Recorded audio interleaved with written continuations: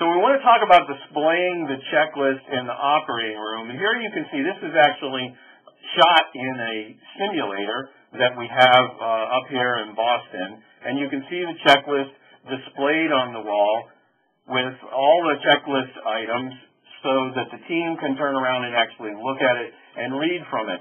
So there's some things that I want you to remember as you think about how you're going to do that. So there's 3 key points that are here on the slide, and I think they're all important.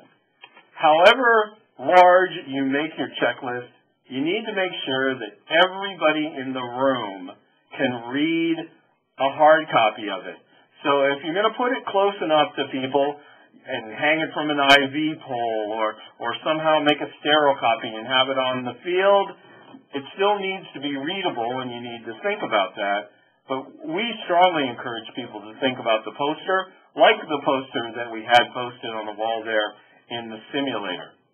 Make sure that every item on your checklist is in clear language.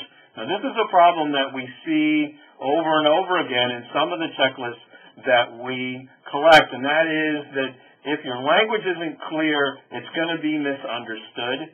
So you need to look at every single item on the checklist and make sure that anybody on your staff could understand what you're talking about.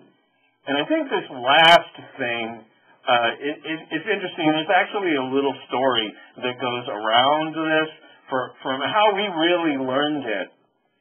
Over the last 4 or 5 months, we've actually had some help from a graphic designer who's all the way on the other side of the country who came to visit us here and help us make the checklists that we use and distribute to people as examples look better than they do.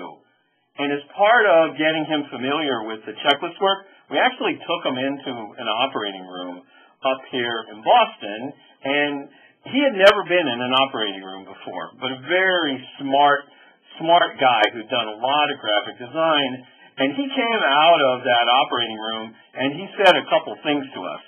First, he figured out right off the bat that they weren't using the checklist the way they were supposed to use the checklist.